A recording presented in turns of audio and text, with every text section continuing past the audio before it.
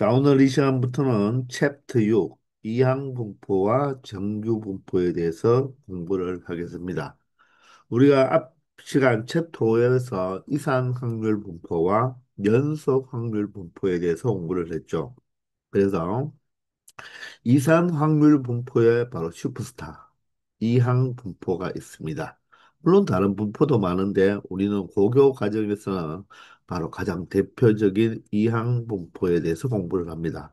그리고 연속 확률 변수에서 가장 슈퍼스타인 정규 분포에 대해서도 우리가 공부를 할 거예요. 그래서 이 이산 확률 분포의 슈퍼스타인 이항 분포와 연속 확률 변수에 대한 자, 정규 분포를 우리가 이 챕터 6에서 집중적으로 공부를 할 것입니다. 자, 그러면 먼저 이항 분포에 대해서 공부를 할 건데요. 이항이다. 바로 항이 두 개 있다는 것을 이야기합니다. 우리가 이 통계편에 들어오기 전에 바로 이 확률 파트에서 제일 마지막 부분에 배웠던 독립시행의 확률이 기억납니까? 독립시행의 확률은 시행 횟수가 주어지고 나온 횟수가 주어졌을 때 지정되는 확률이잖아요. 그러면 나온 시행 횟수와 나온 횟수가 주어지면 그 나온 횟수에 대한 확률은 우리가 알 수가 있죠. 그러므로 나오지 않는 확률도 구할 수가 있고 안 나온 횟수도 자동으로 구할 수가 있다고 했습니다. 그래서 그때 기억나나요? 그 확률을 어떻게 구했죠?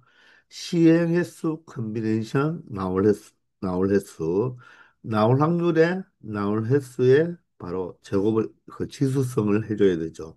그리고 안 나올 확률에 대한 안 나올 횟수를 자 지수로 곱해줘야 된다는 것입니다. 그게 바로 독립시행의 확률을 구하는 식이었죠. 자, 이때 우리가 이 이항분포라는 것은 독립시행의 그 과정인데 바로 시행 횟수가 주어지고 그 나온 횟수를 우리가 확률 변수 x로 하겠다는 것입니다. 나온 횟수를 확률 변수 x에 대하여 그 모든 X값이 다 독립시행의 확률로 구해 놓은 것을 우리가 이항분포라고 이야기합니다. 그래서 여기에서 이항이라는 것은 나온 횟수를 선생님이 다른 말로 성공한 횟수라고 이야기한다면 안 나온 횟수는 바로 뭐다? 실패한 횟수가 되는 바로 성공과 실패로만 바로 이 사건을 판정할 수 있는 분포가 바로 이항 분포라는 것입니다. 아시겠나요? 자, 그래서 자, 우리는 이제 나온 횟수를 확률 변수 x로 잡는다고 했기 때문에 그게 바로 성공한 횟수라고 생각하면 되고 안 나온 횟수는 바로 실패한 횟수라고 생각을 하면 되겠습니다. 자, 그러면 이항 분포에 대해서 한번 정리를 해보면요. 우리가 어떤 한 번의 시행에서 사건 A가 일어날 확률을 P라고 합시다. 그 말은 여기서 일어날 확률을 다른 말로 성공할 어떤 독립 시행에서 성공할 확률을 P라고 한다면 일어나지 않을 확률을 Q라고 하자는 거죠. 그 말은 바로 실패할 확률을 Q라고 하자는 것입니다. 자, 이럴 때 N번의 독립시행에서 반드시 이 양분포는 독립시행이어야 합니다. 독립시행에서 이 사건 A가 일어날 무엇을 바로 횟수를 바로 무엇으로 한다? 확률 변수로 하겠다는 것입니다. 그럼 이 횟수는 바로 무엇이죠? 자, 딱딱 끊어지잖아요. 그죠? 그래서 바로 이 x는 이산 확률 변수가 된다는 거예요. 이해됩니까? 0번, 1번, 2번, 3번 이렇게 물리량이 아니라 우리가 셀 수 있는 자연수 값으로 구성이 되잖아요. 물론 0은 포함이 됩니다.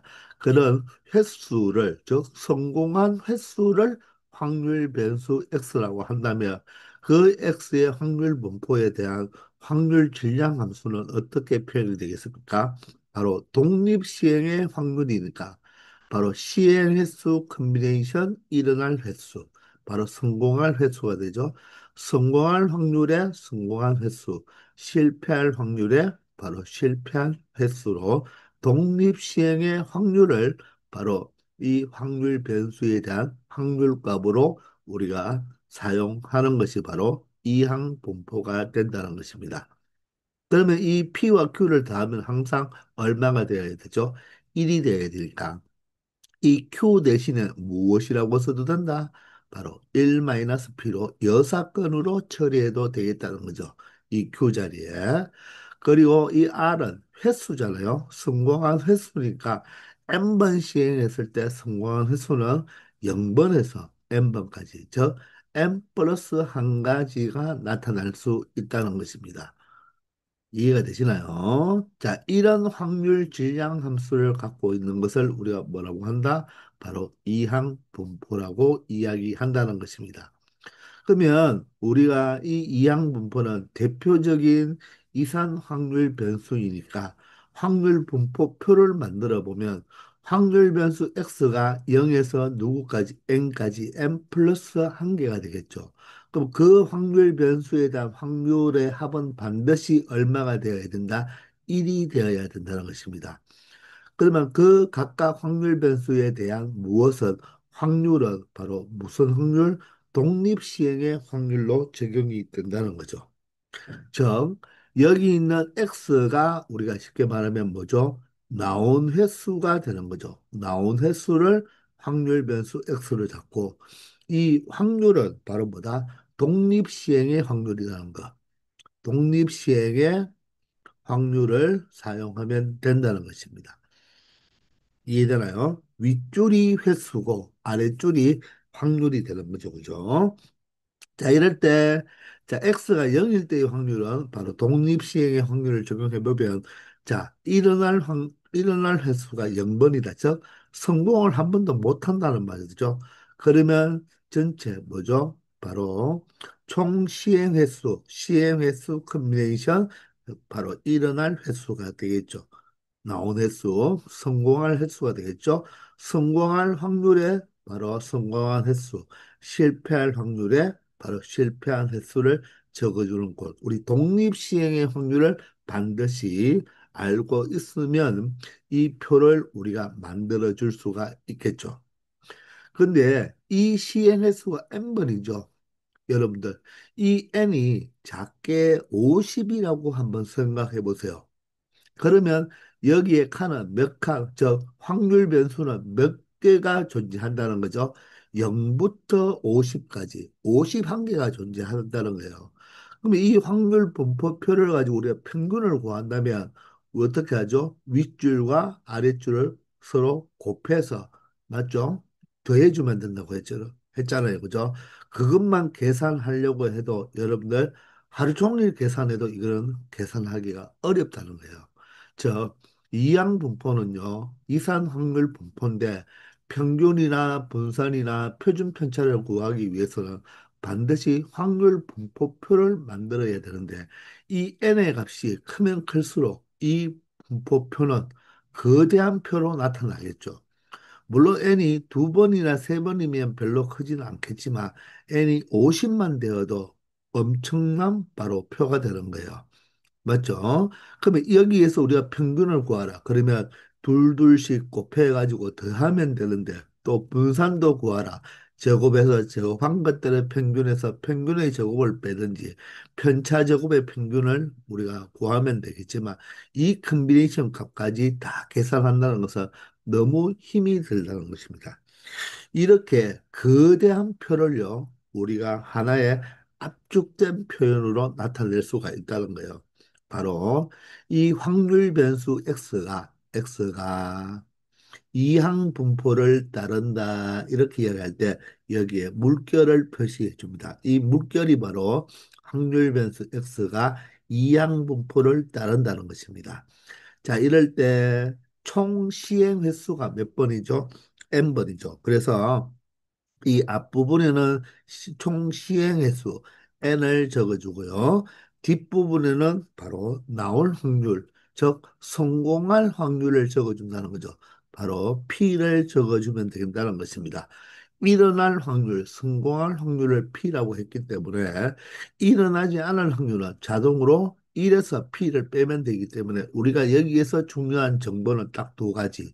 바로 뭡니까? 총 시행 횟수와 성공할 횟수입니다. 미안합니다. 성공할 확률이에요. 확률. 이해되나요? 자, 그래서 이 X가 지금 무엇이죠? 자, 독립시행에서 바로 이 사건 A가 일어날 횟수니까 바로 성공할 횟수를 이용하는 거죠. 그죠?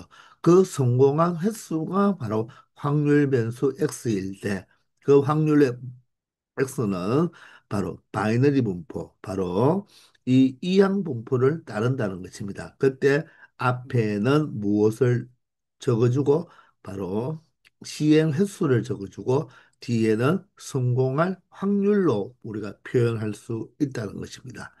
다시 말하지만 이 이항 분포는 두 개의 정보를 가지고 판단한다고 했습니다. 바로 성공과 실패로만 이 사건을 판정하는 바로 대표적인 바로 이산 확률 분포가 되는 거예요. 이 B가 바로 영어로 두 개라는 것을 의미하는 것이 바로 바이오거든, 바이오. 그래서 이 B는 바이오노미얼, 바로 디스트리뷰션이라고 이항분포라고 이야기를 하는 거예요. 자, 영어로 우리가 한번 적어본다면, 자, 바이노미얼, 자, 분포가 영어로 디스트리뷰션이에요. 디스트리뷰션, 이렇게 적죠. 이항분포입니다. 거기에 B를 따서 이렇게 B라고 사용을 한다는 것입니다. 아시나요? 자, 그렇게 하면요. 여기에서 우리가 실질적으로 우리가 평균과 분산과 표준 편차를 구해야 되잖아요. 그죠? 그러면 그것도 간단한 식이 있어요. 바로 이렇게 우리가 이 이항분포를 이 X가 따라간다면 평균은 여기 적어는 n과 p를 곱함으로써 평균으로 나타내고 분산은 npq입니다. 그러면 q가 뭐라고요? 1-p라고 했죠. 그래서 얘는 np에다가 q 대신 1-q로 사용해도 된다는 거예요. 분산만 구하면 표준 편차는 분산에다가 루트를 씌워주면 된다는 거죠. 아시겠나요? 이렇게 바로 이산 확률 분포일 때 우리가 대표적으로 많이 찾는 것이 평균과 분산과 표준 편차인데 그 정보를 이 식에 의해서 바로 평균은 이 MP 두 개를 곱하면 되고 분산은 MPQ가 되고 표준 편차야 그냥 루트만 씌워주면 되겠죠. 그래서 우리는 N과 P, 즉 시행 횟수와 성공할 확률만 안다면 이 이항분포에 평균과 분산은 모두 구할 수가 있다는 것입니다. 이 MP로 모든 것이 끝나는 거예요. 이처럼 거대한 표를 만들 필요 없이 이렇게 하나로 압축된 표현으로 이항분포를 나타낼 수가 있다는 거죠. 아시겠나요? 물론 여기에서 예를 들어서 이항분포에서 예를 들어서 3일 때의 확률을 구해달라고 이야기한다면 바로 이 x가 3일 때의 확률, 즉 시행횟수 컨비네이션, 자, 일어날 횟수가 되겠죠. 일어날 확률이 p면 바로 횟수는 세번이 되고 일어나지 않을 확률은 1-p라고도 적어도 되고 q의 값을 그대로 구할 수가 있죠. 1-p니까 거기에다가 바로 n-3이 일어나지 않을 횟수니까 이게 바로 x 이퀄 3일 때의 확률도 여러분들이 직접 이렇게 계산할 수 있으면 되는 것입니다. 아시겠나요?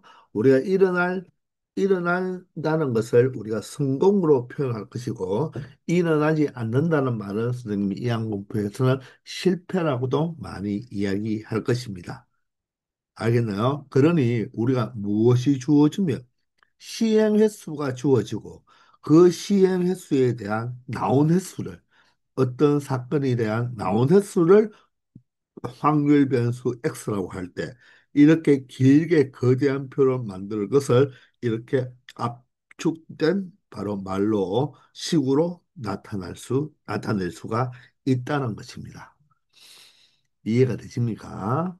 자, 그러면 예를 들어서, 자, 동전 두 개를 던집니다. 동전 두 개를 던질 때, 자, 그런데 몇 번 던지느냐? 자, 12번을 던진다고 해볼까요? 12번을 던질 때, 앞면이, 앞면이 두 개 나오는 횟수를 확률 변수 X라고 하자는 것입니다. 그러면 이렇게 확률 분포표를 만들려면 0에서 12까지 13개의 칸을 만들어 줘야 되겠죠. 그러면 그 확률 질량 함수는 우리가 사실 어떻게 적을 수가 있나요? 자, 시행 횟수가 12번이죠. 컨비네이션. 자, 일어날 횟수는 0부터 12까지 되니까 R로 표현해 볼게요. 그러면 앞면이 동전 두 개를 던져서 앞면이 두 개 나온다는 말은 자, 네 개 중에 한 개, 즉 확률이 4분의 1이죠. 아답이 나오는 경우가 따라서 바로 성공할 확률이 4분의 1이고 그에 대한 바로 횟수는 R번이 되겠죠. 그러면 실패할 확률은 바로 무엇입니까? 4분의 3이니까 여기는 12-R이 될 것입니다. 이해가 되나요? 이게 바로 이 이항분포의 확률 질량 함수가 되는 거죠. 즉, P가 X 이꼴 스몰 x일 때 얘가 확률 질량 함수고 이때 R은 0부터 얼마까지 바로 12까지 존재한다고 말을 할 수가 있습니다. 아시겠네요. 이때 물론 12번 중에서 바로 앞면 두 개가 나오는 게 5번 일어날 확률을 구하라고 하면 바로 무엇을 이 x 이퀄 5를 구하면 되니까 이때는 여기에 x보다는 r이 낫겠네요. 그죠? r이 횟수니까 r에 5를 대입해서 처리하면 되겠죠. 근데 이때 이 확률 변수 x의 바로 평균이나 분산이나 표준 편차를 구하라 하고 할 때는 그렇게 표를 만들 필요 없고 이 확률 변수 x는 누구를 따라간다고요? 바로 성공과 실패인 바로 이항분포를 따라가는데 그때 12번 던졌을 때 시행횟수일 때 성공할 확률이 얼마가 된다? 4분의 1이 되는 거죠. 자, 이것만 우리가 적어낼 수가 있다면 여기서 평균은 얼마가 되고 12와 4분의 1을 곱한 얼마가 된다? 3이 될 것이고 분산은 어떻게 된다? 12와 4분의 1과 또다시 바로 4분의 3을 곱해주면 되겠죠. 따라서 4분의 9가 될 것입니다. 이해되나요? 그러면 표준 편차는 바로 얼마 된다? 4분의 9의 루트를 씌운 바로 2분의 3이 된다는 것을 표를 그리지 않고도 쉽게 우리가 찾아낼 수 있다는 것입니다. 아시겠습니까? 자, 이럴 때 여러분들, 자, 이렇게 우리가 표현될 때 여러분들이 무슨 말인지를 이해해야 되는데, 자, 첫 번째는 시그마 R이 0에서 12까지 될 때, 자, 12 컨비네이션 R에 바로 4분의 1 R 곱하기 4분의 3에다가 12 마이너스 R 이렇게 표현했다면 여러분들 이 놈을 판단할 줄 알아야 돼요. 이 값이 바로 얼마일까요? 저 12 컨비네이션 0부터 12 컨비네이션 12까지를 모두 다 더해달라는 거죠. 그럼 이 표로 말한다면 그걸 모두 다 더한 것은 이 아랫줄의 합 아닙니까? 아랫줄의 합. 맞나요? 이 뒤에 있는 일반항 자체가 독립시행의 확률이 되는 거죠. 그 독립시행의 확률에 시행 횟수가 12번이니까 일어날 횟수는 0번부터 12번까지 일어날 수 있죠. 그러니까 이 아래줄에 있는 이 확률들을 모두 다 구해달라는 것과 동일한 거예요. 그러면 그 합은 바로 얼마가 된다? 1이 된다는 것을 알 수가 있죠. 이해되나요? 물론 여러분들이 이걸 또 봤을 때 이것을 우리가 앞에서 우리가 이항정리 기억납니까? 이항정리. 우리가 중복조합을 배운 다음에 이항정리와 그리고 이항계수의 성질을 배웠잖아요. 그죠? 그때 공식 자체가 어떻게 됐죠? 자, 지수 컨비네이션 아래 맞나요? 앞에 거 기억나나요? 뒤에 거. 이 R은 뒤에 따라가고 지수에서 R을 뺀 것은 이 앞에 지수 마이너스 R 제곱을 해주죠. 자, 그게 바로 뭐가 된다? 앞과 뒤를 더한 것에 바로 지수 제곱이 되는 거죠. 이해됩니까? 자, 그러면 그 패턴과 어떻습니까? 똑같죠? 독립시행의 확률 모습이 바로 이항 정리의 그 식과 동일합니다. 그러면 이 값은 바로 이 전체 12개를 모두 다 더한 것은 무엇이 된다? 바로 이 확률 4분의 1과 4분의 3을 더해서 몇 제곱한 것과 같다? 12제곱한 것과 같은 거죠. 그런데 4분의 1과 4분의 3을 더하면 1이니까 1의 12제곱은 1이 되어서 확률의 합은 항상 얼마가 된다? 1이 된다는 것을 여러분들이 알 수 있다는 것입니다. 아시겠나요? 그리고 이런 시그마 같은 것을 봤을 때 여러분들 여기가 독립시행의 확률이기 때문에 이 4분의 1에다가 무엇을 표현했나요? 바로 R을 표현했다는 말은 이 4분의 1이 바로 뭐다? 성공할 확률이 되는 거죠. 그럼 여기 있는 12가 뭐죠? 자, 전체 시행 횟수가 되는 거죠. 따라서 이 자체는 무엇? 확률 변수를 x라고 정의한다면 이 x는 누구를 따라간다? 이 항분포를 따라가고 이 12가 여기 앞에 적을 수가 있고 이 r에 대한 미수인 4분의 1이 바로 p의 역할이니까 이렇게 이런 식을 보고 여러분들 이렇게 바로 이항분포의 압축된 표현 방법도 나타낼 수 있어야 되겠습니다. 아시겠나요? 그런 문제들이 나온다는 거예요. 아시겠죠? 자, 그리고 이런 표현도 하나 봤을 때 여러분들이 한번 알 수 있겠나요? 자, 시그마 R은 0에서 12까지인데요. 자, 이 부분만 적어 놓은 게 아니고 이 부분 앞에 선생님이 R 곱하기 이렇게 적겠습니다. R 곱하기 12 컨비네이션 R에 4분의 1에 바로 R 제곱에 4분의 3에 바로 12 마이너스 R 제곱이다. 이것을 보고 여러분들은 무엇이 떠오릅니까? 자, 이런 걸 보고 떠올라내야 되는 것입니다. 바로 방금 했던 이 부분과 동일하게 이 뒤에 있는 부분은 바로 무엇이 된다? 확률이 되는 거죠. 독립시행의 확률이 되고. 자, 이 R은 무엇입니까? 바로 이 변수 R이 0부터 12까지 되니까 얘가 바로 뭡니까? 나온 횟수가 되는 거죠. 그러면 나온 횟수와 그 나온 횟수에 대한 확률을 뭐해서 곱했죠. 즉 0부터 12까지 곱했다. 그 말은 나온 횟수가 거대한 표를 이야기한다면 얘가 바로 뭐죠? 윗줄이죠, 윗줄. 그럼 확률은 아랫줄 아닙니까? 그러면 윗줄과 아랫줄을 곱해서 뭐 했다? 모두 다 더했죠. 즉 이렇게 곱해가지고 모두 다 더했다는 것입니다.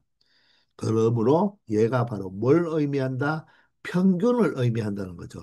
즉 확률 변수 x의 바로 기대값을 의미하고 그 값은 NP가 되기 때문에 n은 얼마가 되고요? 12죠.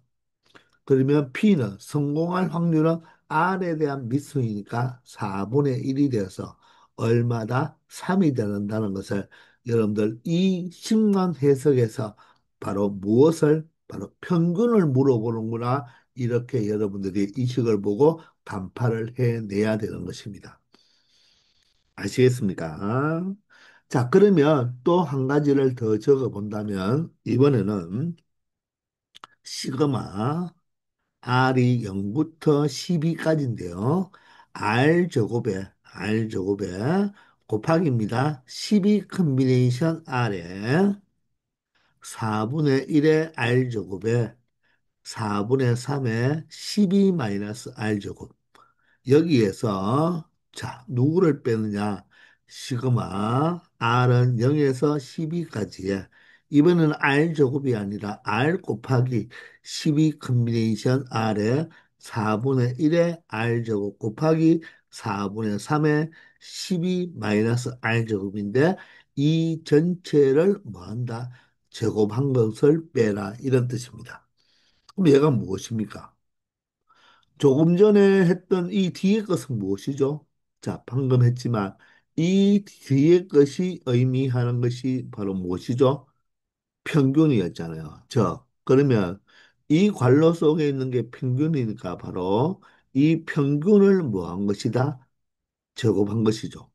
그럼 이 앞에는 R 대신에 R 제곱이 들어갔다. 그러면 0의 제곱, 1의 제곱, 2의 제곱, 12의 제곱이다. 그러면 결론적으로 이 윗줄을 뭐 한 것이 되죠? 제곱한 것이죠. 제곱해서 누구랑? 확률과 곱해 놓았으니까. 맞죠? 제곱해서 확률과 곱해 놓았는 것들을 0부터 12까지 모두 다 더하니까 바로 얘는 무엇이죠? 바로 제곱한 것들의 평균을 나타내는 식이 되는 것입니다. 그러므로 얘는 무엇과 똑같다? 바로 분산, 바로 시그마 제곱 x와 똑같죠. 바로 vx와 똑같다는 것입니다. 그럼 vx는 바로 무엇이죠? npq가 되잖아요. 그러면 n은 여기에 10이고 p는 4분의 1이죠. q는 얼마입니까? 4분의 3이 되어서 결론적으로 분산 4분의 9가 된다는 것을 알 수 있다는 것입니다. 아시겠습니까? 이런 식을 보고 해석을 해내야 된다는 거예요. 그러면 여러분들 여기에 무엇만 붙어버리면 여기에 루트만 붙어버리면 이 자체는 의미하는 것이 바로 제곱한 것들의 평균에서 평균의 제곱을 뺀 게 분산인데 거기에 루트를 씌웠으니까 이렇게 루트까지 쳐놓으면 얘는 바로 의미하는 것이 바로 무엇이 된다? 표준 편차가 되는 거죠. 따라서 4분의 9의 루트를 씌운 2분의 3이 된다는 거. 이 정도를 여러분들이 해석해내기 위해서는 이 완벽한 구조를 여러분들이 정확하게 알아내야 되고, 이렇게 바로 표현한 식도 무엇을 의미하는지, R과 이 뒤에 독립시행의 확률을 곱한 것들을 모두 더한 것은 윗줄과 아랫줄을 곱했으니까 평균이 되고, 자, 윗줄을 제곱해서 확률과 곱했기 때문에 얘는 제곱해서 제곱한 것들의 평균이 되죠. 따라서 제곱한 것들의 평균에서 평균의 제곱을 뺐다. 제평 마이너스 평제이기 때문에 그게 바로 무엇을 의미한다? 분산을 의미하며 거기에 루트를 씌웠기 때문에 표준 편차다. 이렇게 여러분들이 알 수 있어야 되는 것입니다. 이처럼 이항분포라는 것은 성공과 실패 그 딱 두 개의 조건을 가지고 생각하는 것인데 이 거대한 표를 압축시킨 간단한 이 식 한마디가 바로 확률 변수 x는 이항분포를 다루는데 앞에 적어주는 것이 바로 뭐가 되고 시행 횟수고 뒤에 적어주는 확률이 성공할 확률을 적어준다. 왜? 이 확률 변수 x는 사건 A가 일어날 횟수를 의미하니까 성공할 횟수에 대한 확률 변수이므로 성공할 확률을 적어준다면 그때의 평균과 분산과 표준 편차는 자, 두 개를 곱해버리면 평균 거기에다가 P에 바로 여사건인 Q까지 곱해주면 분산이고 루트를 씌우면 표준 편차가 된다는 것을 반드시 여러분들이 숙지해 주기 바랍니다. 아시겠죠? 496분입니다. 자, 다음 확률 변수 x가 이항분포를 따르는지 확인하고 따른다면 바로 압축된 표현으로 한번 나타내 보라고 하네요. 이항분포를 따르기 위해서는 바로 그 사건이 반드시 독립시행이어야 합니다. 자, 496번은요, 한 개의 동전을 10번 던지니까 바로 이 동전 던지기는 대표적인 독립시행의 확률이 되겠죠. 이때 뒷면이 나오는 횟수를 확률 변수 x라고 잡았죠. 따라서 이 사건은 바로 독립시행이므로 이 뒷면이 나오는 횟수 x는 바로 0번부터 몇 번까지 나올 수가 있겠습니까? 10번까지 나올 수가 있겠죠. 이 바로 시행 횟수와 바로 전체 시행 횟수와 바로 이 사건이 나타나는 횟수에 대한 바로 분포가 이항 분포가 되겠죠. 독립시행이니까. 따라서 확률 배수 x는 누구를 따른다? 이항 분포를 따르는데 자, 앞에 적어줄 것이 총 시행 횟수 10번이 되겠죠. 그리고 뒤에는 성공할 확률입니다. 한 번 던져서 뒷면이 나오는 확률은 얼마가 되겠죠? 2분의 1이 되니까 다음과 같이 표현하면 되겠다는 것입니다. 아시겠죠? 반면에 497번은요. 검은 구슬 4개와 흰 구슬 2개 중에서 임의로 2개의 구슬을 차례대로 꺼낼 때 그때 나오는 흰 구슬의 개수 X가 되는 거죠. 그런데 단 꺼낸 구슬은 다시 넣지 않는다고 했습니다. 자, 이 구슬을 다시 넣지 않기 때문에 얘는 복원 추출이 아니라 비복원 추출이죠. 바로 이 대표적인 복원 추출이 바로 독립시행의 확률이 되었잖아요. 그죠? 자, 다시 넣지 않으면 얘는 종속 사건이 되었죠. 따라서 이렇게 2개의 구슬을 차례대로 꺼낼 때 꺼낸 구슬을 다시 넣지 않으므로 각각의 이 시행은 무엇이다? 독립시행이 아니다는 것입니다. 따라서 이 확률 변수 x는 이항분포를 따르지 않는다가 되겠습니다. 아시겠나요? 자, 그러면 우리가 이 460번을 가지고 이 10번을 던졌을 때 이 확률 변수 x는 바로 횟수이기 때문에 이산 확률 변수가 되겠죠. 그러면 이산 확률 분포표를 만들어 본다면 이 x가 취할 수 있는 값은 0부터 시작해서 얼마까지를 취할 수 있겠다? 바로 10까지를 취할 수 있고 그 모든 확률의 합은 얼마가 된다? 1이 되어야 된다는 것입니다. 그러면 바로 뒷면이 나오는 횟수가 0번일 때의 확률은 어떻게 되죠? 바로 독립시행의 확률이니까 시행 횟수 컨비네이션 바로 나오는 횟수죠. 즉 성공할 횟수 그리고 성공할 확률을 적어주고 성공할 횟수 실패할 확률을 적어주고 실패할 횟수를 적어주면 되는데 동전 한 번을 던지면 성공도 2분의 1, 실패도 2분의 1이 되죠. 이처럼 독립시행에서 바로 확률이, 성공할 확률이 2분의 1일 때는 이렇게 나타내도 되지만 그대로 지수 제곱으로 표현해도 된다고 했죠. 이해되나요? 그러면 확률 변수 x가 1일 때는 시행의 수 컨비네이션 1에다가 2분의 1의 1제곱에 2분의 1의 9제곱이니까 바로 10제곱이 되는 것입니다. 이처럼 이렇게 여러분들이 무엇을 바로 확률을 이렇게 여러분들이 적어줄 수가 있겠죠. 근데 이렇게 적었는 것을 가지고 무엇을 한다? 우리가 평균과 분산과 표준 편차를 만약에 구한다면 윗줄과 아랫줄을 곱한 것이 바로 평균인데 이 계산을 다 해야 된다는 말이에요. 그런데 굳이 그렇게 할 필요 있다 없다? 없다는 거죠. 바로 이 확률 변수의 바로 평균은 어떻게 된다? 시행횟수 n과 바로 일어날 확률을 곱하면 되니까 5가 되는 것이고 분산은 어떻게 된다? 시행횟수와 일어날 확률과 일어나지 않을 확률을 곱하면 되니까 2분의 5가 되겠죠. 따라서 표준 편차는 어떻게 된다?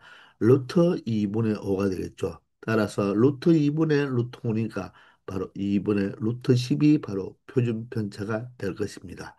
물론 여기에서 만약에 확률값, 예를 들어서 x 이퀄 2일 때의 확률값을 구하라고 하면 바로 독립시행의 확률을 그대로 우리가 표현해 주면 되니까 우리가 여기서 보통 확률을 물어볼 때는 이 많은 11개를 중에서 뭐 10개, 뭐 7개, 8개를 물어보는 것이 아니라 단 한두 개 정도를 물어보니까 그때는 독립시행의 확률을 이용해서 확률값을 계산해 주면 된다는 것입니다. 아시겠죠? 498번입니다. 확률 변수 x가 이항분포를 따를 때 다음을 구해보라고 합니다. 이 6이 뭐죠? 6이 바로 시행 횟수죠. 시행 횟수 n이죠. n. 그리고 3분의 1이 뭐죠? 바로 일어날 확률, 즉 성공할 확률이죠. 성공할 확률. 맞습니까? 이 두 개만 있으면 우리는 무엇을 평균과 이 x의 평균 분산 표준 편차를 쉽게 구할 수가 있다는 것입니다. 이때 확률 질량 합수를 구해보라고 하는데, 자, 저 확률을 어떻게 계산해야 된다는 말이죠. 바로 이 양분포는 독립시행의 확률이니까 독립시행의 확률은 자, 시행 횟수 컨비네이션 바로 성공할 횟수가 되겠죠. 자, 성공할 횟수와 자, 실패할 확률에 바로 실패할 횟수가 바로 6-x가 될 것입니다. 이때 성공할 확률이 3분의 1이니까 3분의 1은 여기 적고 실패할 확률은 1-3분의 1이니까 3분의 2가 되겠죠. 물론 여기서 확률 변수 x 값은 0부터 시작해서 얼마까지가 되겠다? 시행 횟수인 6까지 된다는 것입니다. 이럴 때 바로 x가 2일 때의 확률을 계산해 달라고 했죠. 그러면 바로 x 자리에 2를 대입하면 되는데 우리가 그냥 적어 본다면 시행 횟수 컨비네이션 바로 성공할 횟수가 두 번이 된다는 거죠. 성공할 확률에 성공할 횟수, 실패할 확률에 실패할 횟수가 네 번이 되겠네요. 따라서 성공할 확률은 3분의 1이고요. 실패할 확률은 3분의 2가 되겠습니다. 자, 실제적으로 계산해 보면요. 자, 분모부터 처리해 보세요. 3의 제곱, 3의 제곱, 4제곱, 3의 몇 제곱이 된다? 6제곱이 되겠습니다. 분자는요. 6 컨비네이션 2는 얼마죠? 15가 되고요. 2의 4제곱은 얼마가 된다? 16이 되겠습니다. 자, 그러면 이 15는 3 곱하기 5니까 3이 하나 들어있죠. 따라서 약분해버리면 5가 되고 3이 하나 줄어드니까 바로 3의 5제곱이 되겠습니다. 3의 5제곱은 3의 4제곱이 81이니까 81에다가 3을 곱하면 바로 243이 되겠죠. 자, 그리고 5 곱하기 16을 하면 되니까 바로 80이 되겠네요. 얘는 더 이상 약분이 안 되니까 바로 x가 2일 때의 확률은 243분의 80이라고 말을 할 수 있다는 것입니다. 아시겠죠? 499번입니다. 자, 명중률이 4분의 3인 양궁 선수가 5발의 화살을 쏠 때 관역에 명중하는 화살의 개수를 확률 변수 x라고 하자고 했습니다. 그러면 5발을 쏘아서 관역에 명중할 수 있는 화살의 개수는 자, 0번부터 몇 번까지, 5번까지 모두 다 화살을 맞추는 경우도 있겠죠. 자, 따라서 양궁 선수가 활을 쏘아서 명중한다는 것은 명중할 수도 있고 명중 못할 수도 있겠지만 이 한 발 한 발 쏘는 것은 서로 영향을 주지 않는 독립시행이 되겠죠. 따라서 이렇게 주사위를 던지나 동전을 던지나 자, 활쏘기를 하는 것이냐 또는 의사 선생님의 바로 의료 시술 같은 것들은 모두 다 독립시행의 한 종류라고 했습니다. 따라서 이 확률 변수 x는 이산 확률 변수가 되는데 그 횟수를 가지고 나타내기 때문에 그 횟수를 확률 변수로 담았죠. 그렇기 때문에 이항분포가 되는 것입니다. 여기 5발의 화살을 쏜다는 것을 총 5회 쏜다는 시행 횟수로 보면 되고, 자, 명중하는 화살의 개수를 바로 성공한다고 생각하면 되겠죠. 성공할 횟수를 횟수를 확률 변수 x로 하겠다는 것입니다. 그러면 이 확률 변수 x는 이항 분포를 따르고 자, 시행의 수는 5가 되고 자, 한 번 시행했을 때의 명중할 확률 바로 p가 4분의 3이므로 실패할 확률은 4분의 1이 된다는 것도 알 수 있을 것입니다. 아시겠나요? 이럴 때 이 확률 변수 x의 확률 질량 함수를 구해보라고 했네요. 그러면 바로 확률을 어떻게 나타내면 되는 것인지 묻는 거죠. 그죠? 독립 시행의 확률이 되잖아요. 독립 시행의 확률은 시행 횟수 컴비네이션 성공할 횟수, 성공할 확률의 성공할 횟수와 실패할 확률의 실패할 횟수는 O-X가 되겠죠. 맞습니까? 따라서 성공할 확률이 지금 얼마라고 했습니까? 4분의 3이라고 했잖아요. 따라서 여기에 4분의 3을 대입하고 여기는 실패할 확률이니까 1에서 4분의 3을 뺀 4분의 1로 나타내면 된다는 것입니다. 자, 이럴 때 x가 3일 때의 확률을 계산해 보라고 했죠. 그 말은 성공을 몇 번 한다? 3번 한다는 거죠. 따라서 시행 횟수 컴비네이션 성공할 횟수, 성공할 확률에 성공할 횟수, 실패할 확률에 실패할 횟수가 5-3이니까 2가 되겠습니다. 성공할 확률은 4분의 3이고요. 실패할 확률은 4분의 1이 되겠네요. 이 값만 우리가 계산을 해주면 되겠습니다.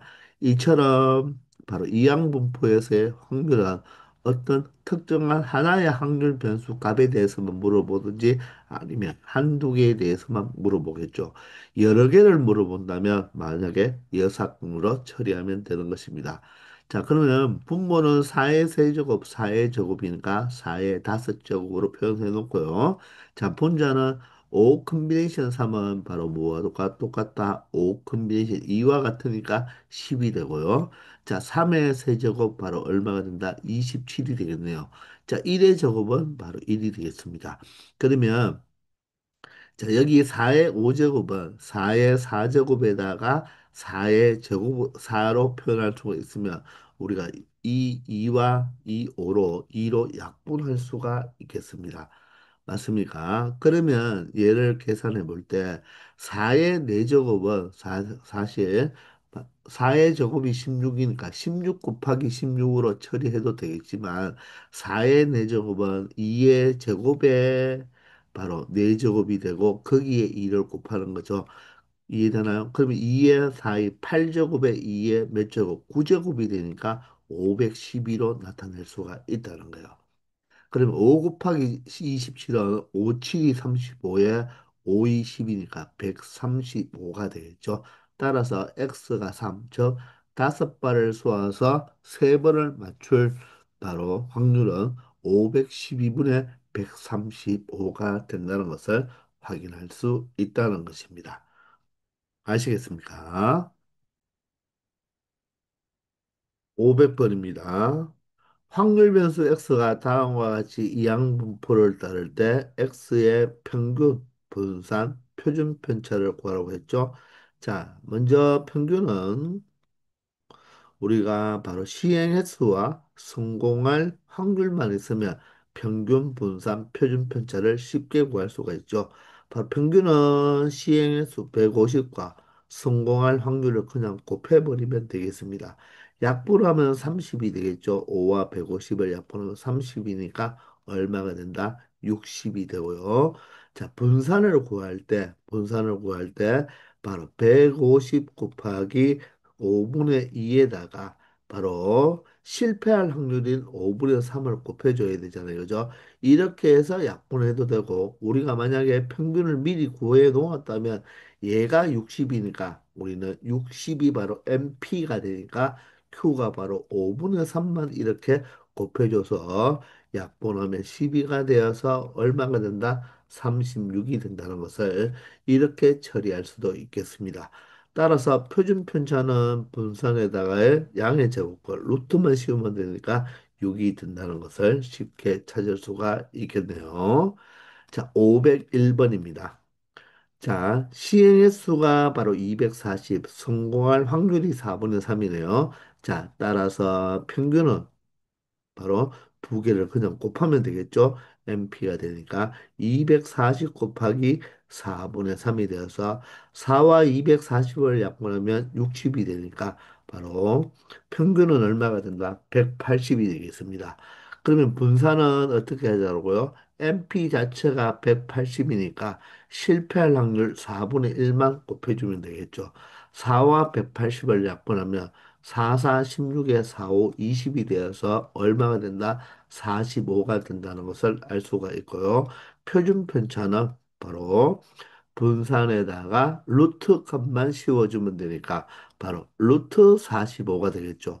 루트 45는 얼마가 되겠습니까? 5, 9, 45니까 결론적으로 루트 45인 바로 3 루트 5를 처리해주면 된다는 것입니다. 아시겠죠?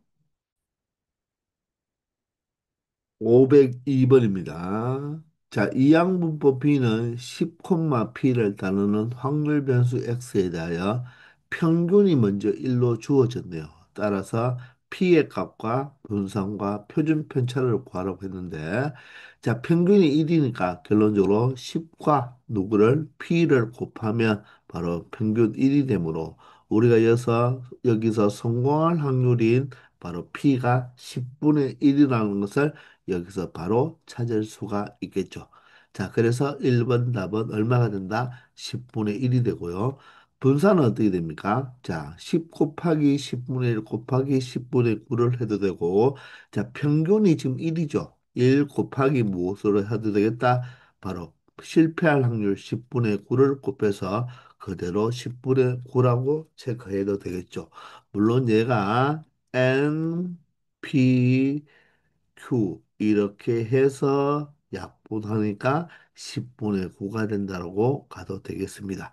자, 표준 편차는 분산을 구해 넣었으니까 루트 10분의 9가 되겠죠.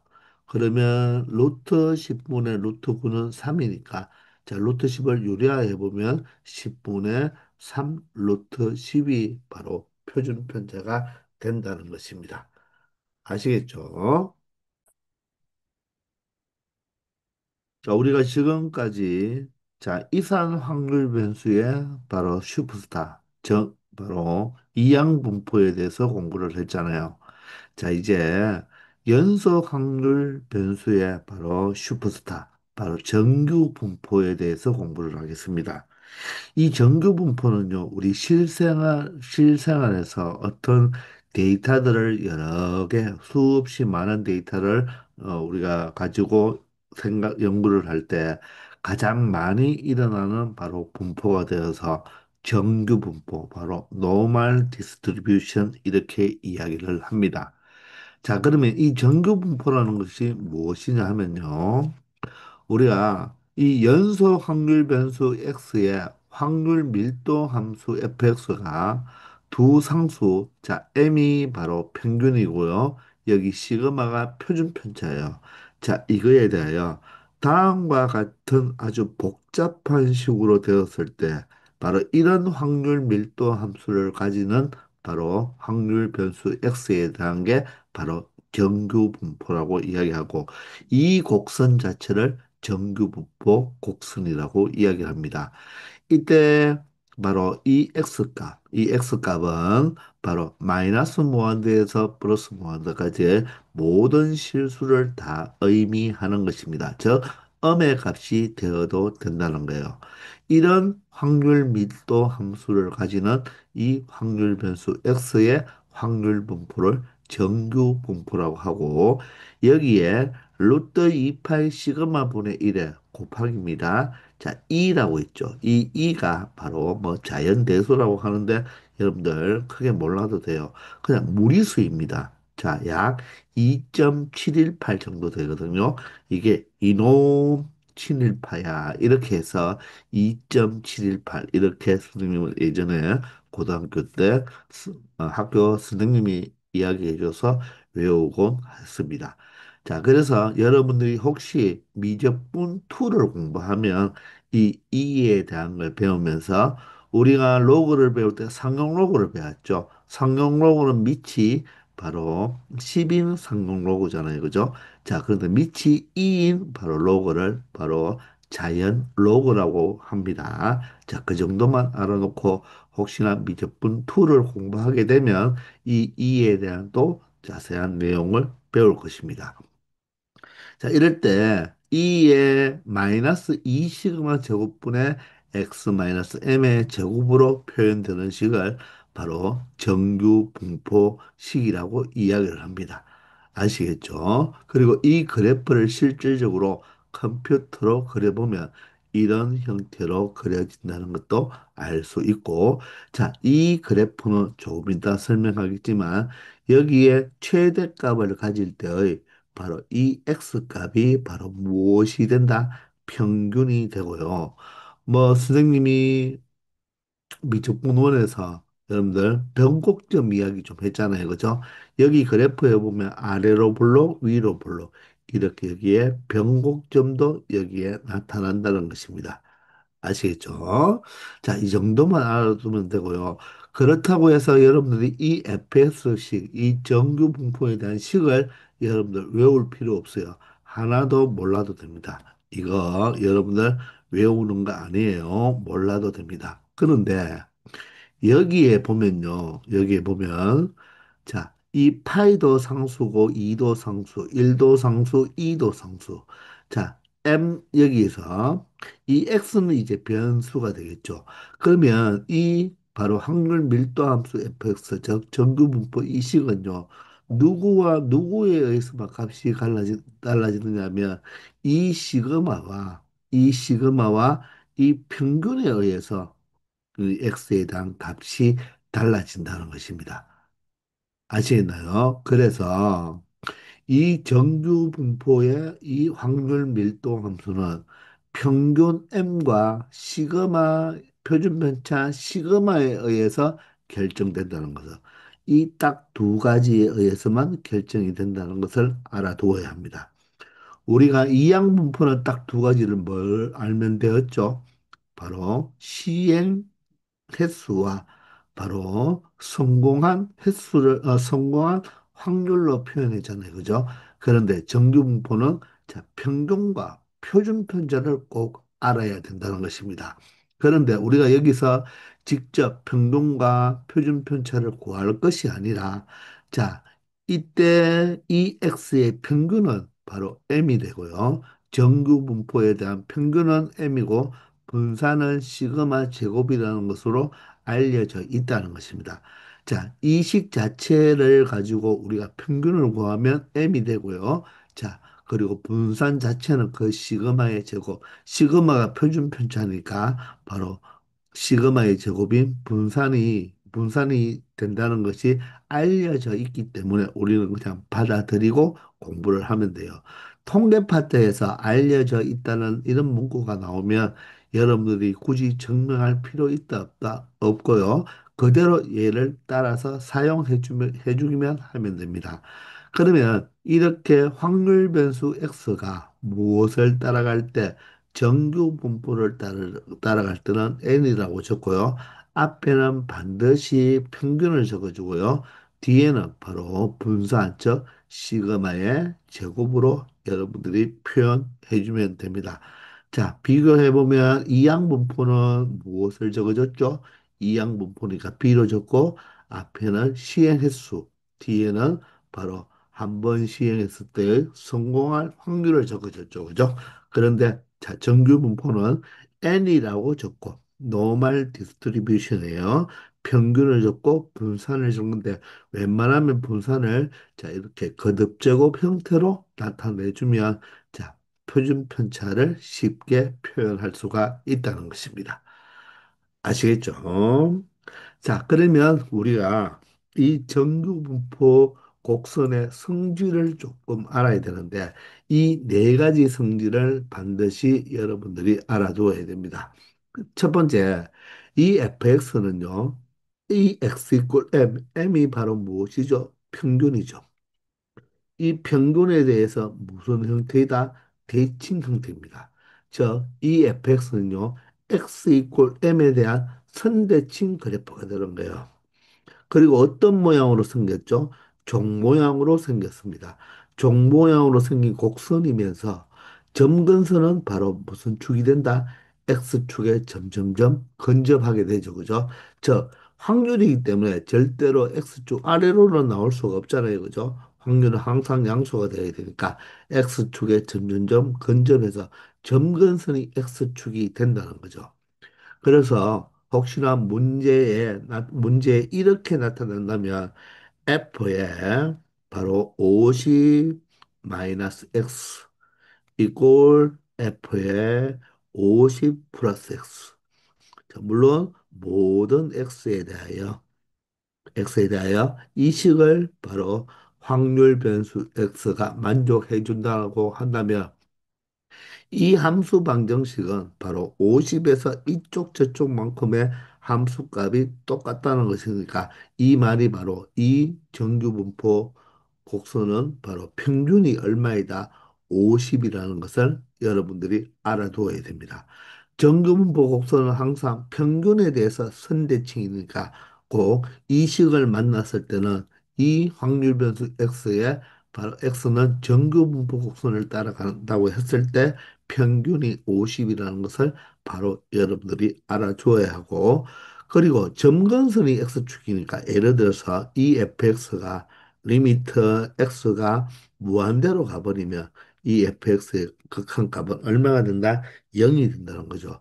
아니면 x가 마이너스 무한대로 가버려도 그 바로 극한값은 0이 된다는 것이 바로 점근선이 x축이 된다는 것입니다. 그리고 모든 확률의 합은 1이니까 우리가 연속 확률 분포에서의 바로 확률은 무엇으로 넓이로 따진다고 했죠. 즉 정의역이 실수 전체니까 실수 전체와 이 x축과 이 바로 fx로 둘러싸인 이 부분의 전체 넓이가 반드시 얼마가 되어야 된다? 1이 되어야 된다는 것도 여러분들이 꼭 명심해 둬야 하겠습니다. 아시겠죠?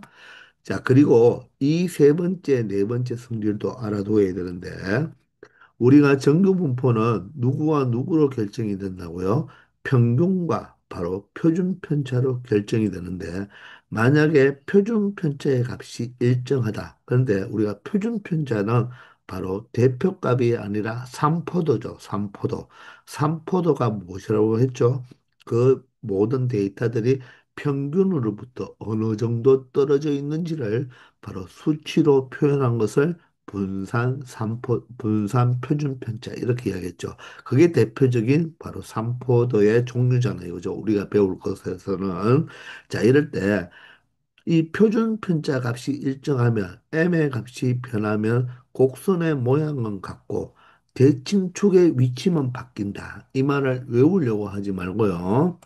표준 편차가 같기 때문에 첫 번째 그림을 보면 됩니다. 첫 번째 그림을 보면 이 빨간 정규분포 곡선이나 이 파란 정규분포 곡선, 이 연두색, 초록색 이 정규분포 곡선을 보면 모양이 어떻습니까? 똑같죠. 그 말은 이것은 어떻게 보면 평행 이동 관계에 있죠. 그 말이 이 폭이 똑같다는 말은 결론적으로 누가 일정하다? 자, 표준 편차가 일정하다는 것입니다. 그러면 모양은 모두 다 똑같은데 대칭축이 달라지죠.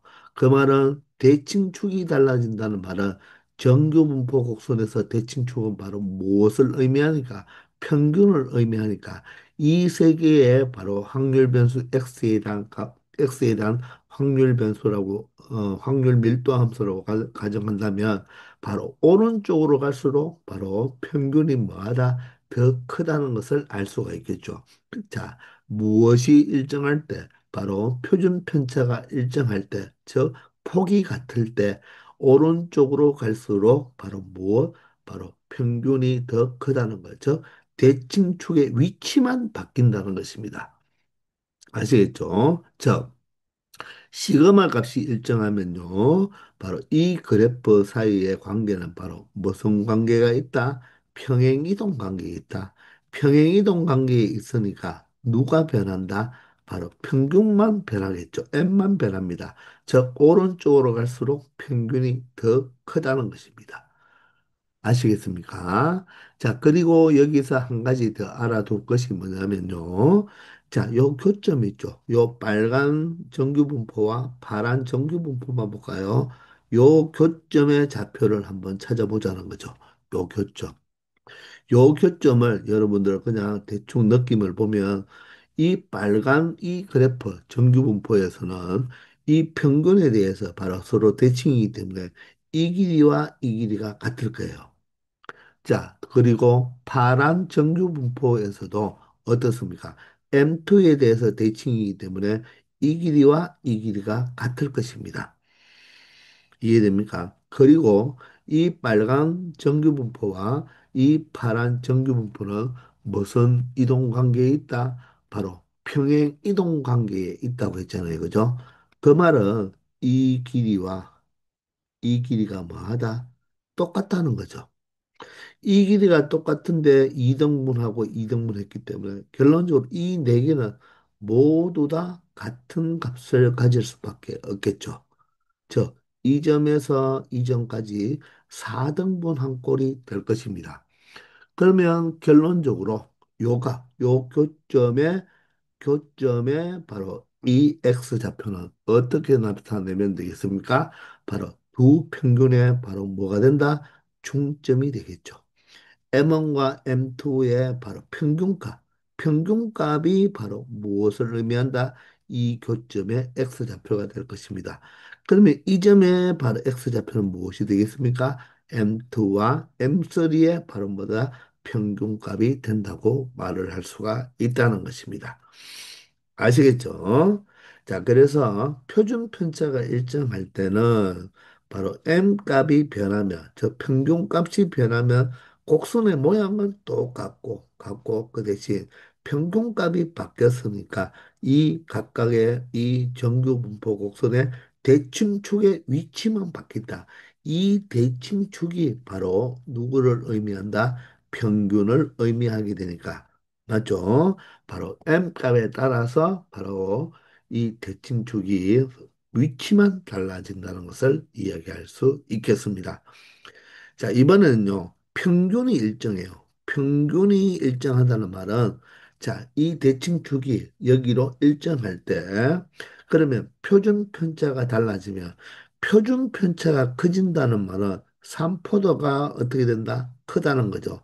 삼포도가 크다는 말은 그래프가 어떻게 된다? 옆으로 많이 퍼져 있어야 되겠죠. 왜? 산포도가 크다는 말은 평균으로부터 많이 떨어져 있다는 것입니다. 그렇기 때문에 평균이 일정할 때 산포도가 커지면 자, 이 곡선의 높이, 즉 최대값은 낮아지고요. 최대값은 낮아지고 그래프는 어떻게 된다? 이렇게 옆으로 평평하게 퍼져 있는 모양이 될 것입니다. 그러나 이 종 모양의 곡선은 동일하고요. 이 m에 대해서 대칭도 동일할 것입니다. 그런데 이번에는 삼포도 값이 작아진다. 이 말은 평균으로부터 가까운 곳에 많이 모여 있다는 것이니까 이 평균 주위에 있는 데이터가 많아지겠죠. 따라서 이 최대값이 뭐한다? 위로 올라간다는 것입니다. 즉, 곡선의 높이가 높아진다는 거예요. 아시겠나? 왜? 많이 모여 있으니까. 반면에 평균으로부터 떨어진 곳은 자, 데이터들이 적게 모여 있다는 거예요. 그러면 그 폭은 뭐 해야 되겠나? 좁아져야 되겠죠. 이해되나요? 높이는 뭐하고 높아져야 되고 높아지면서 폭은 좁아져야 된다는 것입니다. 왜? 이게 여러분들 이 전체 넓이는 항상 무엇으로? 1로 똑같아야 되잖아요. 그러니까 옆으로 많이 퍼졌으니까 높이가 낮아져야 되고, 자, 옆으로 좁게 퍼졌으니까 바로 넓이가 1이 되기 위해서는 위로 많이 올라가야 되겠죠. 그래서 평균이 일정할 때, 자, 표준 편차 값이 커지면 높이는 낮아지고, 높이가 낮아지니까 옆으로 많이 퍼진 꼴이 될 것이고 시그마가 작아진다는 것은 평균 주위로 많이 모였으니까 높이는 높아지겠죠. 높이가 높아지는 대신에 폭은 어떻게 돼야 된다? 좁아져야지만 전체 넓이가 1이 될 수 있다는 것입니다. 아시겠죠? 자, 이런 정규분포 곡선의 성질도 여러분들이 잘 알아놓아야지만 어떤 문제를 볼 때 또 비교할 수가 있기 때문에 명확하게 알아두기 바랍니다. 아시겠죠? 503번입니다. 확률 변수 x의 평균과 분산이 다음과 같을 때 x가 따르는 정규 분포를 바로 다음과 같은 꼴로 나타내라고 하죠. 자, 그러면 확률 변수 x가 무엇을 따른다? 정규 분포를 따른다. 앞에 적어줄 것은 x의 평균, 바로 8을 적어주면 되고요. 뒤에 적어줄 것은 분산을 적죠. 자, 그런데 분산은 이항이면 표준 편차의 제곱 형태로 즉 4를 무엇으로 2의 제곱으로 적어주면 분산은 4가 되고 표준 편차는 2가 된다는 것을 쉽게 파악할 수가 있겠죠. 왜냐하면 정규 분포에서는 분산보다 표준 편차가 더 중요하니까요. 자, 다음 504번은요. 확률 변수 x가 정규 분포를 따를 때 자, x의 평균은 마이너스 3이니까 앞에 적고요. 분산이 9니까 9라고 적지 말고 반드시 3의 제곱으로 나타내서 표준 편차가 3이라는 것을 알 수 있도록 표현해 주기 바랍니다. 아시겠죠? 500원입니다. 자, 정규 분포 N은 평균이고 여기가 표준 편차의 제곱 분산이 맞죠? 이것을 따르는 확률 변수 X의 정규 분포 곡선에 대한 설명으로 옳은 것만을 보기에서 있는 대로 골라달라고 합니다. 정규 분포 곡선은요, 자, 항상 대칭인 곡선인데 그 대칭이 바로 누구다? 바로 평균에 대해서 대칭이 되는 것이죠. 그리고 그 곡선과 X축 사이의 넓이는 항상 1이 되어야 된다 했고, 자, 평균값이 일정하면 세타 값이 크면 클수록 곡선은 폭이 어떻게 된다? 세타 값이, 자, 미안합니다. 세타가 아니고 시그마죠. 시그마가 크다는 말은 삼포도가 크다. 삼포도가 크다는 말은 평균으로부터 많이 흩어져 있다. 그러면 높이는 낮아져야 되고 최대값은 평균에서의 최대값은 낮아져야 되고 자, 그 폭은 펑퍼짐하게 넓어져야 되니까 좁아진다가 틀렸죠. 그래서 우리가 조금 전에도 우리가 정리를 했지만 평균이 일정할 때 자, 평균으로 모이면 표준 편차가 더 작다는 말입니다. 그렇기 때문에 위로 많이 솟구쳐 있고 그 대신 그 폭은 좁아져야 됩니다. 반면에 우리가 무엇이 표준 편차가 커지면 어떻게 된다? 그 높이는 낮아져야 되고 평균으로부터 많이 흩어져야 되니까 오른쪽으로 왼쪽으로 더 많이 흩어지기 때문에 그 폭은 더 넓어진다고 이야기를 했습니다. 따라서 이것은 틀린 말이고요. x 이퀄 m, 즉 평균일 때 최대값을 갖는다. 어떤 그래프이든지 간에 정규 분포 곡선에서의 최대값은 바로 누구에서 바로 최대값을 갖는다. x 이퀄 m 평균에서 최대값을 갖는다는 것입니다.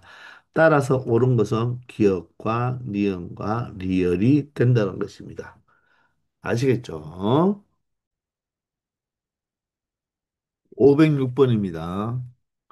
자, 정규 분포 n을 따르는 확률 변수 x에 대하여 자, m에서 m 플러스 시그마까지의 확률을 a, m에서 m 플러스 2 시그마까지의 바로 이 확률을 b라고 할 때 다음 이 식을 가지고 확률을 a와 b로 나타내라고 하죠.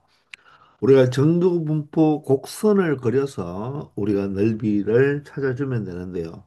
우리가 정두분포에서 바로 이 확률을 구할 때는 항상 정두분포 곡선이 바로 평균에 대해서 대칭이기 때문에 대칭성을 이용해서 넓이를 항상 구할 수가 있다는 것입니다. 아시겠나요? 그러려면 항상 정규분포 곡선을 그려놓고 여러분들이 판단을 해 주어야 되겠습니다. 일단 506번은요. m-시그마에서 m 플러스 시그마까지의 확률을 구하라고 했죠. 그럼 일단 정규분포 곡선을 한 개 그려봤을 때 여러분들이 이 그래프도 처음에 배우니까 지금 이 종 모양의 그림을 되게 그리기 어려워하는 경향이 많은데 이것을 자꾸 연습하면 여러분들이 좀 예쁘게 그려줄 수가 있을 것입니다. 그럼 항상 정규분포는 이 대칭성이 있죠. 이 대칭축이 바로 평균이 되겠습니다. 그러면 m 플러스 시그마와 m 마이너스 시그마니까 m으로부터 오른쪽으로 가는 거리만큼 왼쪽으로 가야 되겠죠. 그래서 이 간격을 똑같이 여러분들이 만들어주면 된다는 것입니다.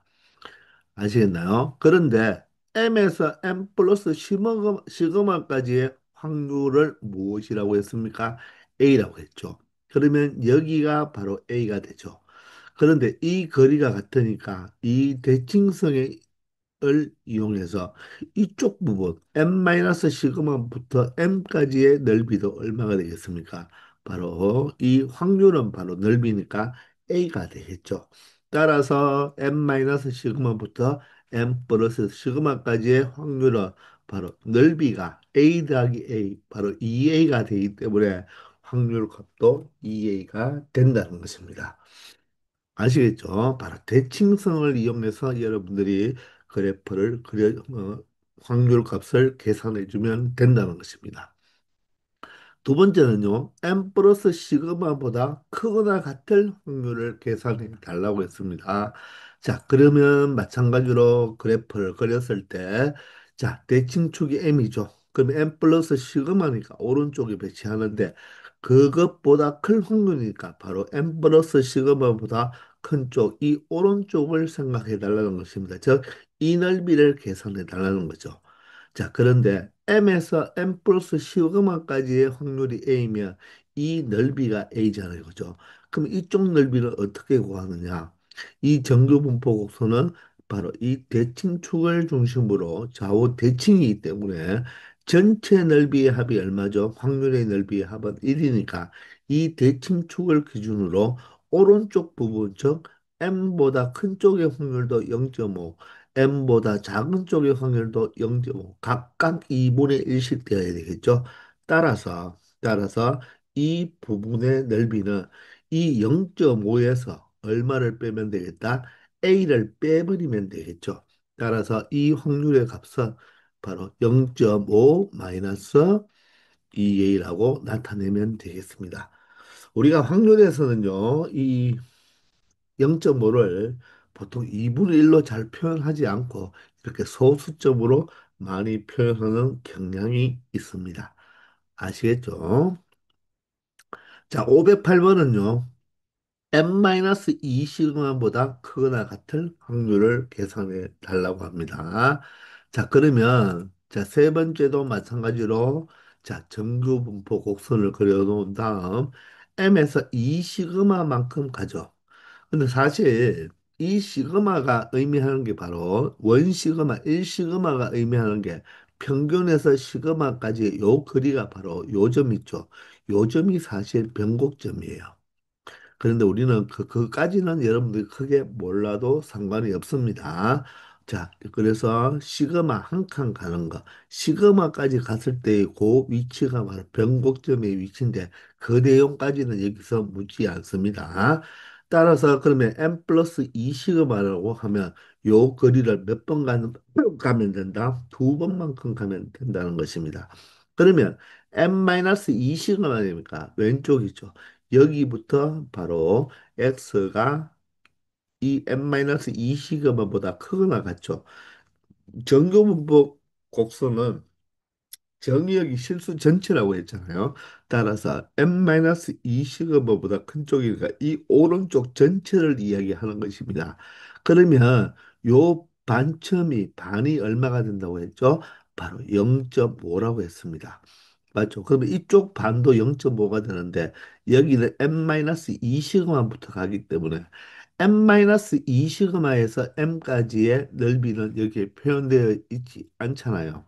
그런데 대칭성이 있기 때문에 m에서 m 플러스 2 시그마까지 이 넓이 요 부분에서 2 시그마까지 넓이가 b였죠. 그러면 m에서 m-2 시그마까지도 넓이는 얼마가 되어야 된다? b가 되어야 된다는 거죠. 왜? 대칭성 때문에 그렇다는 것입니다. 따라서 m-2 시그마보다 크거나 같은 쪽의 넓이는 b와 0.5를 더하면 되니까 바로 0.5 플러스 b로 나타낼 수 있다는 것입니다. 아시겠죠? 자, 이렇게 우리는 무엇으로 바로 대칭성을 이용해서 정규 분포 곡선에서 넓이를 바로 확률로 처리할 수 있다는 것입니다. 아시겠나요? 자, 이렇게 해서 이번 시간은 여기까지 하겠습니다. 모두들 수고 많았습니다.